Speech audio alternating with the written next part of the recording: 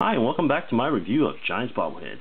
Today we'll be taking a look at the Renel Brooks Moon bobblehead that was given away last year as part of the African American Heritage Night.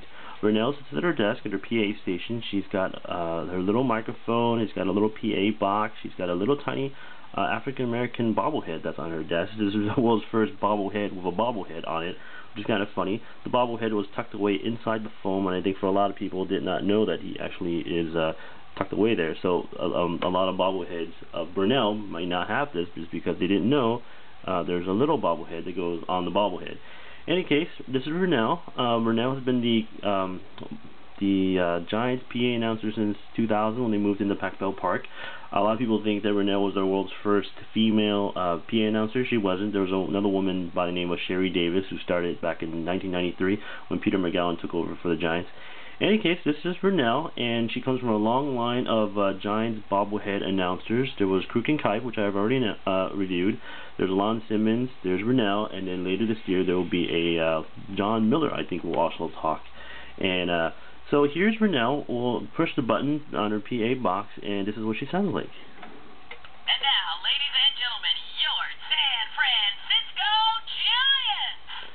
So that's pretty cool. I think the only funny thing about Renel is I don't think we actually hear her like that. So when we actually does the announcing, there's a lot of reverberation, a lot of crowd noise and distortion by it. And so I have another clip on one of my YouTube videos, and you can actually hear what she sounds like a little bit better. Here's a sample.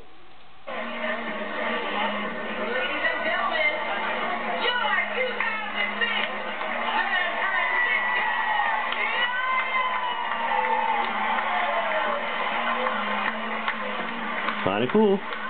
So that's really what she sounds like. There's a lot of energy when she does the announcing. I don't know how many of you remember Candlestick, but the guy they had back in the late 80s was always very serious.